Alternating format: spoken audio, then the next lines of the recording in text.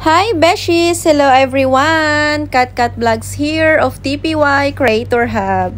After nga namin mag-dinner sa Kusina di Rose ay naisipan nga namin na pumunta dito sa may Souq Waqif. Dito yan of course sa Doha, Qatar. Tapos habang napadaan nga kami dito ay may nakita kaming mga hats at sabi ni B, bilhan mo ang daddy mo ng sombrero. Kaya naman kumuha ako ng isa. Tapos, nagpunta rin kami dito sa may bilihan ng mga nuts and sweets. Dahil nga sabi ni B, meron siyang importanteng bibilhin, ipapadala niya sa pinsan niya na uuwi sa Lebanon.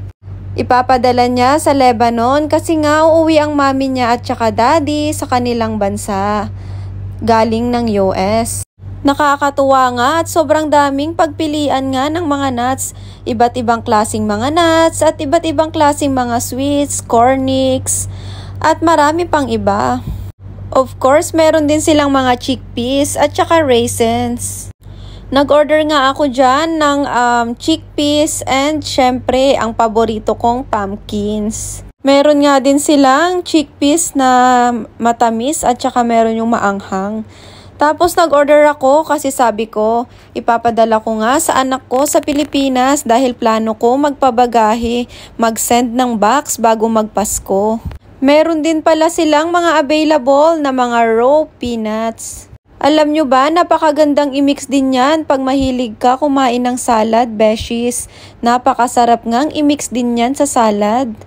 Lalo na yung pumpkin, napakasarap nun. Tapos natuwa ako dito, may iba't ibang klase ng flavor ang kanilang cashew nuts. Meron ngang cashew nuts in Vietnam, meron din silang cheese, meron din silang cashew Thai and cashew tandoor. Meron din silang cashew pepper from India.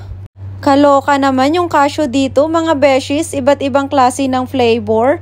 Ngayon nga lang ako nakakita ng mga ganyang klase ng cashew nuts. Alam nyo ba, madalas ko lang na ino-order or kinakain is yung plain na cashew or yung may salt. Napakasarap nga mag-relax at tumambay ngayon dito sa may Souq Waqif. Dahil nga beshies, napakaganda na ng weather ngayon, hindi na gaanong mainit. Tapos nakita pa namin napakaraming turista na pumupunta pala dito na mamasyal. One of the best tourist spot nga yan dito sa Doha, Qatar, ang Souq Waqif.